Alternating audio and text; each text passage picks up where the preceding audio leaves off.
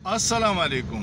Optima के chairman और साबिक निगरान वफाकी वज़ीर गौहर एजाज ने इंकशाफ किया है कि जुलाई में जो बिजली बनी है वो उसकी लागत पर यूनिट 9 रुपये 3 पैसे आई है, जबकि लोगों को वो 65 से 80 रुपये यूनिट में बेची गई है।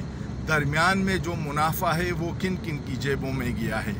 2000 अरब तो IPPs को कैपेसिटी चार्जेस कीमत में पेमेंट की गई है, लेकिन अब मुझे एक बात का पता चला कि इन कंपनियों को इनकम टैक्स में भी रियायत दी गई है और वो रियायत वाली रकम भी 2000 अरब रुपए बनती है।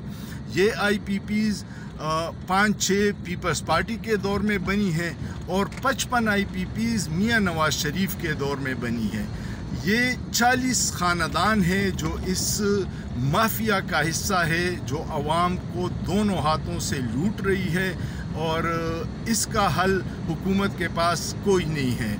उल्टा कल वफाकी वज़ीर OS लगारी ने ये खुशखबरी सुनाई है कि अगर हम दिन में 2 घंटे लोड शेडिंग करें तो उससे 50 अरब का बचत हो सकता है। तो लोग मजाक बना रहे हैं कि बिजली बिल्कुल बंद कर दो तो आपके तो वारे नियारे हो जाएंगे। जब नाअहल आप पे मुसल्लत हों और मुहब्बे वतन उनके सहूलतकार हों तो फिर यही हाल होता है मुल्क का। अल्लाह पाकिस्तान और पाकिस्तानियों को अपने हिफ्ज़-ओ-अमान में रखे, लेकिन सोचिए, सोचना जुर्म नहीं है।